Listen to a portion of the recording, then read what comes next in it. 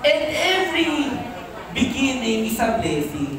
Tandaan niyo po, kapag yan, every kissing is a blessing. Ano po? Kaya po mahalaga ang beginning.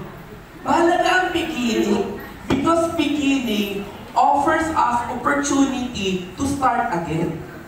Kaya po masaya tayo pag may January. Pag January, yung iba masaya, yung iba malungkot na. Kailan po ginagawa ang New Year's resolution? January. When was the last time na nag-create kayo ng New Year's resolution? Every year? Or every year, dahil noong nakaraang taon, hindi naman nangyari, ay ano? Hindi ka na nag-New Year's resolution. Yung iyong New Year's resolution, anytime pwede mo namang baguhin yung sarili mo eh.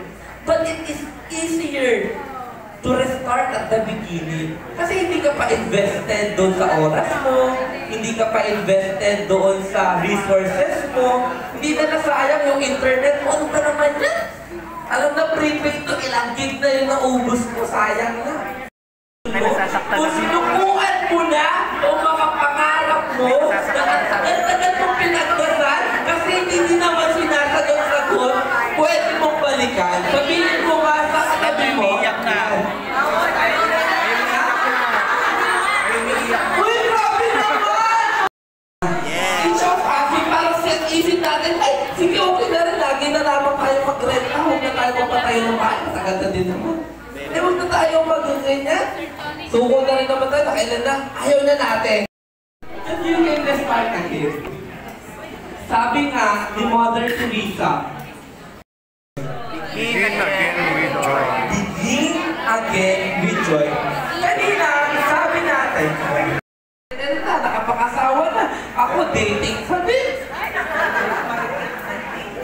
Silang lahat, nakadalawa ng anak, na-attend na sila ng PTA ng grade 1. Ako pa dating pa rin. Bakit pa yung pinidate ko?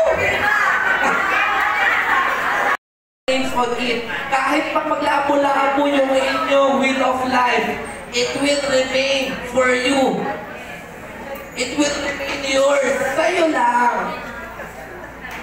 Do not let comparison be the thief of your joy.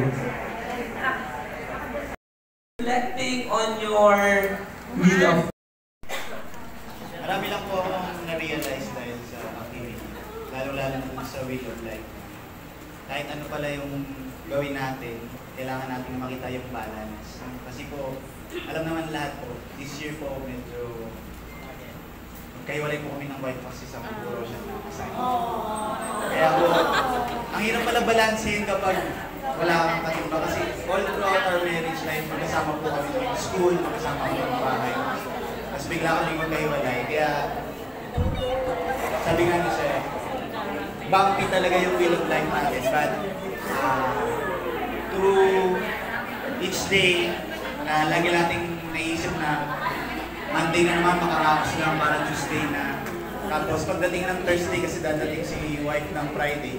Yes, Friday. Parang Friday yung beginning namin. Then pag alis siya mag-i-end. Tapos gano'n na naman ulit. Parang ko lang, thank you sa session na to kasi nakahinga kami somehow kasi grabe talaga, we are bombarded with ang dami-dami overlapping activities. Tapos magkaka-realize na pag ganitong mga days pala or session, parang, alam mo yun, nare-realize mo yung nakakakulan mo sa past. Tapos sa lahat ng naranasan mo na sa mga nanood, yung mga naranasan mo na nakakaaway mo, then that day, parang you choose to be happy. Kasi kung walang bounds ang life, hindi siya challenging eh.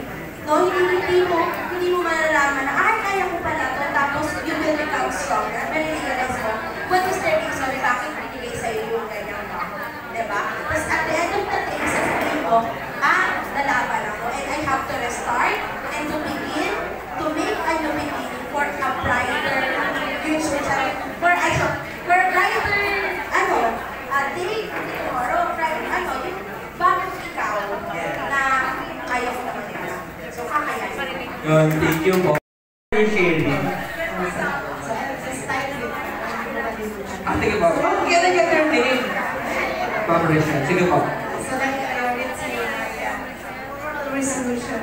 Ay, sige po, meron dito resolution sharing. Sige po, yes, Ma'am Rachel. Okay, so for me, it is very salient to realize all these things happening in my life. So focusing on creating harmony across all areas by setting realistic goals, maintaining consistency, and celebrating small wins along the way. So balance is the key, which means that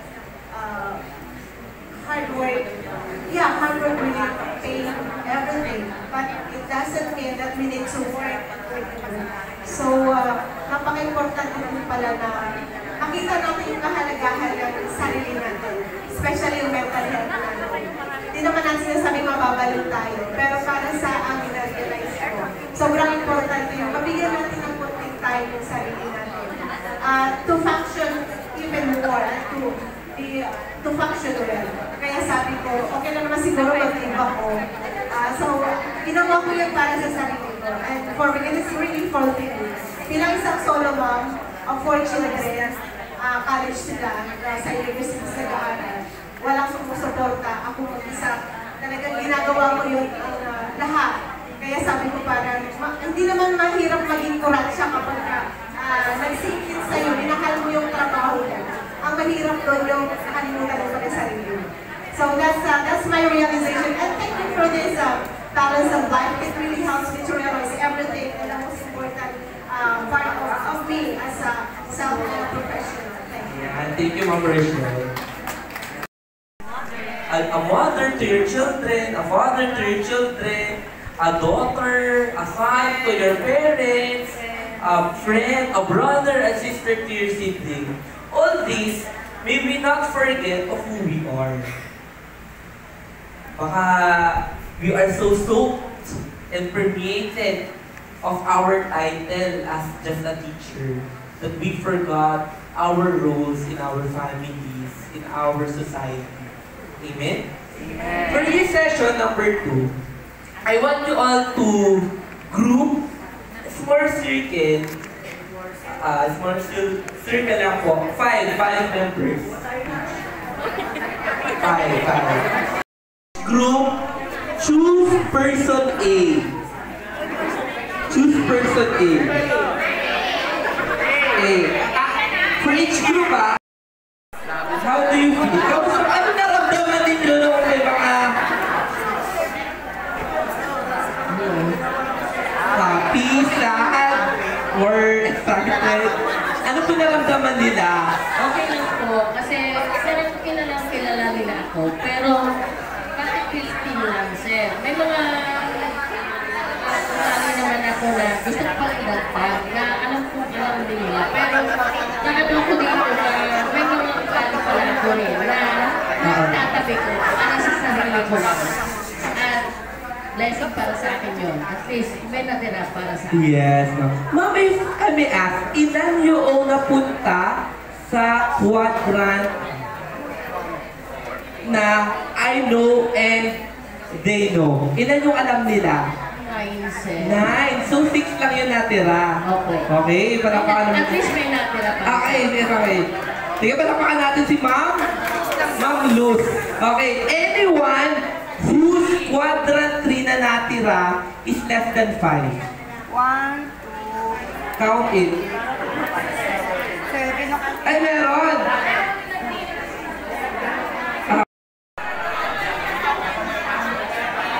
Happy. Sige po. Wala na iba? Kasi kung may sharing, sige. How do you feel? Wala na ba? Sige. How do you feel? Diba? During exercise, anong naramdaman ninyo? Okay. Hello, good morning. Masaya. Kasi meron ako mga bagay na hindi ko alam na ganun pala nila ako kakilala. Kasi siguro naman sa tagal ko na mga kasama to, ilang dekada na. No, pero I am happy. Kasi akala ko, yung sinabi nila na hindi ko nilagay yung gimmick. Akala ko kasi sa sarili ko, kulang pa. Pero sa kanila pala sapat na. Thank you so much, my friend. No? So, yung pala yung isa na akala ko yung potential na yun ay hindi pa sapat para sa akin, pero sapat na sapat na. You felt that you took that deserve at Learn about their adjectives. I feel loved, I feel appreciated, I feel very important. Why? Because I feel sometimes I am unimportant. I feel sometimes I don't belong. I feel that I feel bad about myself, but I am so precious in someone's eyes, in body.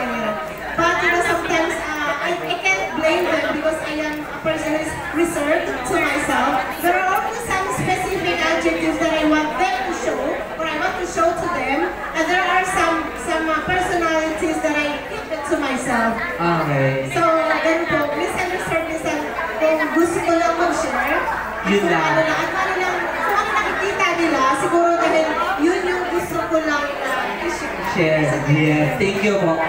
Thank you, Ma'am Rochelle, no? Yan. This time we will be generous about the sharing. Because that's how we feel appreciated, eh. When someone gives us the mic, when someone gives us the opportunity and the space to reveal ourselves, so this time we will be generous. Ano po? Ano po? Good morning, sir.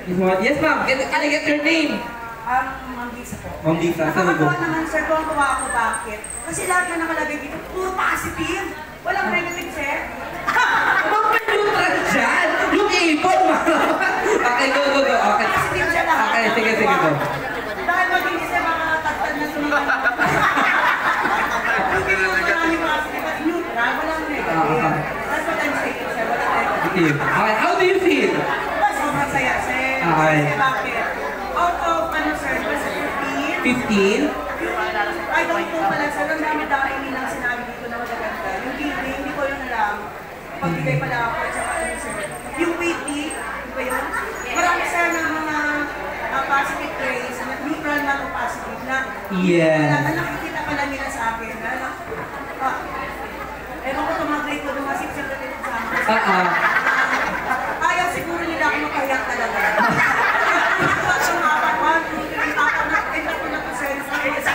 Mabuti, sir! Dapat 5-6 kami. Buti tayo lang yung member. Ako, sir, na tatlo lang talaga sila. At yung member ko, mga hanggang dikit takot sila sa akin. Accept how others view us. Because sometimes they see the goodness in us. Tayo, we are failing to see the goodness in us. We feel, masaya tayo that we feel appreciated, but we do not appreciate the person appreciating. Right? We feel appreciated when we hear these words. But when we negate all this, sobra ka naman. We do not appreciate the person appreciating us. Baka ayaw na nila na magbigay ng good traits about you and to say good words about it because you are not gracious enough to accept the positive affirmations that they are giving you. So this time, embrace. Okay? On the person A, read it again and embrace. Okay? Okay?